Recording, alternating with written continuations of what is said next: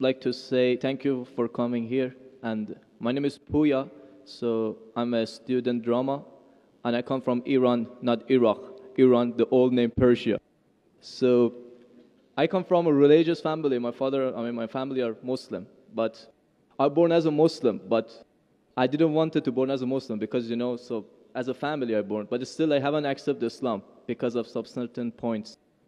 My main question was about the time, like ancient time, back to the 1,000 years ago, when the time the Islam come to my country and we became a Muslim. So as I read in the history and those kind of stuff, I found it out that the Arab countries, so they attacked my country and they invade my country and they brought Islam by force without my king accepted. So Persia was the old country and it was the most civilized country from the ancient time until now. We believe a real God, we were worshipping a real God, and our religion was Zartosh. So he was a prophet also. So we believe in good deeds, good thought, good words. So even Cyrus the Great, he was the king of the world, and he was doing a lot of good things. Even some people, they was confused that they called him Masih.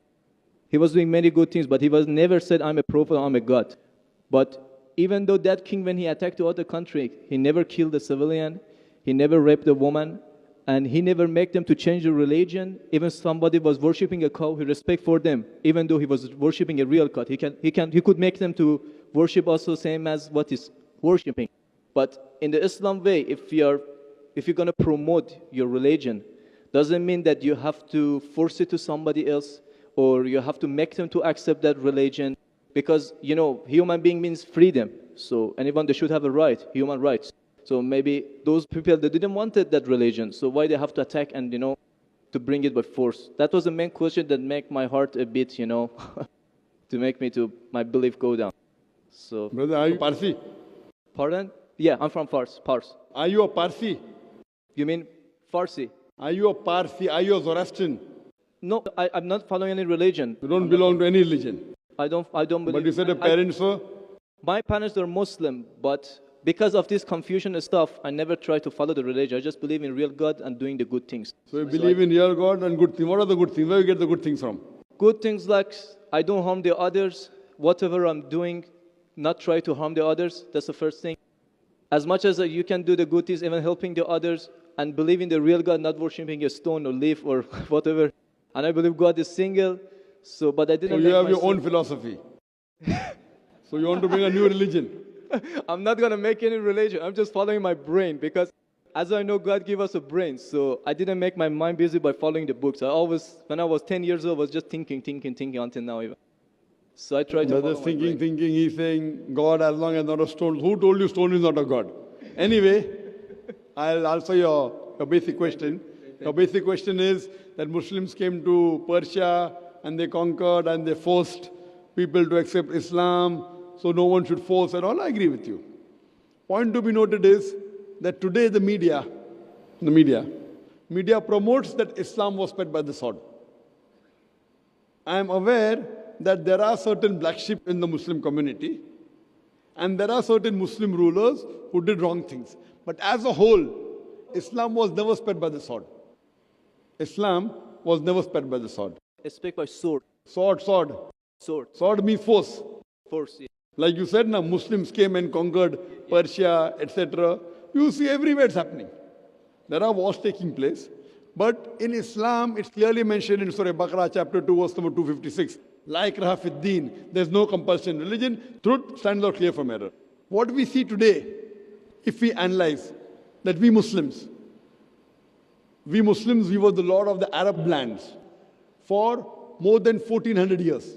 For the past 1400 years, the Muslims were the lord of the Arab lands. For a few years, the Britishers came. For a few years, the French came. But overall, the Muslims were the rulers of the Arab land. Yet today, there are more than 9 million Christians who are Coptic Christians. That means they are Christians since generation. If the Muslims wanted, they could have forced each and every non-Muslim to accept Islam at the point of the sword in the Arab land. These more than 9 million Coptic Christians, they are giving Shahada. They are bearing witness that Islam was spread by the sword. We Muslims, we ruled India for more than 1,000 years. We ruled India for more than 1,000 years. If we wanted, we could have forced every non-Muslim Indian to accept Islam at the point of the sword. Today, more than 80% of the Indians are non-Muslims. These more than 80% non-Muslim Indians, they are giving shahada, they are bearing witness that Islam was inspired by the sword. Which Muslim army has come to Indonesia? Indonesia today has the largest number of Muslims in any country, more than 200 million Muslims. In Malaysia, more than 55% of the citizens of Malaysia are Muslim. I am asking you, which Muslim army came to Malaysia? Your country, which Muslim army came? Which Muslim army went to the east coast of Africa? It was the business, it was the traders. When they came here, people accepted this religion. It is the media hype which talks about Islam was spread by the sword. Yes, there were a few people. There were a few black sheep of the Muslim community. Brother, you asked the question, you're listening or you're raising the hand? Okay, sure. You asked the question, you gave the background, I listened to it, and now you want to raise your hand. I have not completed my answer. Okay, sure. Continue. If you ask the question, you should think. Because if you're thinking something, I'm a doctor. If you're thinking, that means you won't hear my answer. If I ask you to repeat, you won't be able to repeat 25%. So when you listen, you should give attention. I'm a doctor. I've done psychology also. So, this is the media hype.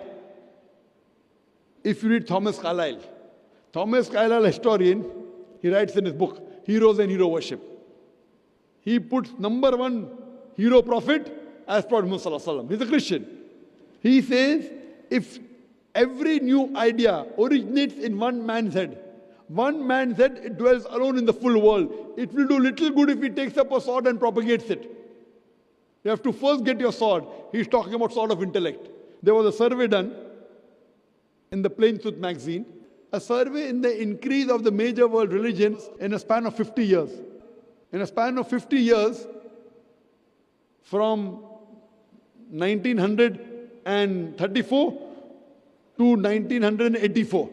In a span of 50 years, the increase in the major world religion. It came in Reader Digest, Almanac Yearbook, 1984. Number one maximum increase in religion, it's Islam, 235%. Christianity, only 47%. I am asking you, which war took place between 1934 and 1984, which forced the non-Muslim to accept Islam? Which war? Which war? Today, leave aside the past. Today, the fastest growing religion in America is Islam. The fastest growing religion in Europe is Islam. I am asking you, who's forcing the Americans to accept Islam? Who's forcing the Europeans to accept Islam? You were not there born. Were you present in the past? Arabs came to my land and forced. Where were you present? This is history. Many things in history is false. So that's what... Okay. A very famous historian, Dilese O'Leary, he writes in the book, Islam at the Crossroad, page number 8. He says, history makes it clear that the legend of fanatical Muslims sweeping across the world, forcing Islam at the point of the sword, is the most fantastic, absurd myth that historians ever repeated. Who says that? Dilese O'Leary. History makes it clear that the legend of fanatical Muslims forcing Islam at the point of the sword over conquered races is the most fantastic, absurd myth that historians ever repeated. This is just in the media today. Muslim terrorist, Muslim terrorist. I am asking you, did any Muslim attack you in this country? No, never. But the media says Muslims are terrorists. Yeah, media is just nonsense. Yes, same way your history is also nonsense. When media is nonsense, the history is also nonsense. Some is correct, some is wrong. That's the reason, if you hear the answer, I would like to end my answer with a quotation of Dr. Adam Pearson. Dr. Adam Pearson says that people who worry that one day nuclear weaponry will fall in the hands of the Arabs, they fail to realize that the Islamic bomb has already been dropped. The bomb of peace. It fell the day Prophet Muhammad, peace be upon him, was born. Okay, thank you, doctor, for your answer. But the point is, I didn't get the right answer because that's not media, that's history. And history is not something that can be written the false way, because if it be written in a false way, it can be changed. But that was the true history in all over the world and is written every Brother, did you hear my quotation of Dilese O'Leary? Can you repeat it? Repeat what? Repeat Delesio O'Leary's quotation. I said it twice, not once, twice. Most often my answer was once. I said twice. Now repeat it. Repeat at least 50%. So what's the point of repeating that word? I want to know whether it went into your head or not. No, because that's what is in my head that is the history first thing. I am asking you, can you repeat the statement, the answer which I gave earlier? If you cannot repeat, that means it's useless me repeating the answer. You're not listening to me. You're thinking something. No, I'm listening to you. You're Can saying you repeat? that is media, that is false, can that's you the repeat history. the statement of Delesio O'Leary, a very famous historian? No, I can. I'm saying it for third time. Listen to it and go behind the queue. Delesio O'Leary says that history makes it clear the legend of fanatical Muslims forcing Islam at the point of the sword over conquered races is the most fantastic, absurd myth that historians have ever repeated. Delesio O'Leary says history has been telling falsehood, and you're saying history, I believe in history. Delesio O'Leary is saying that what history says that Muslims are forcing Islam at the point of the sword is the most fantastic myth that historians have repeated. So you have got influenced by the myth. So now think it's a myth and forget it and believe in the fact. The fact is you read the Quran and inshallah I want you to revert to Islam. Revert back to the religion of your parents, inshallah.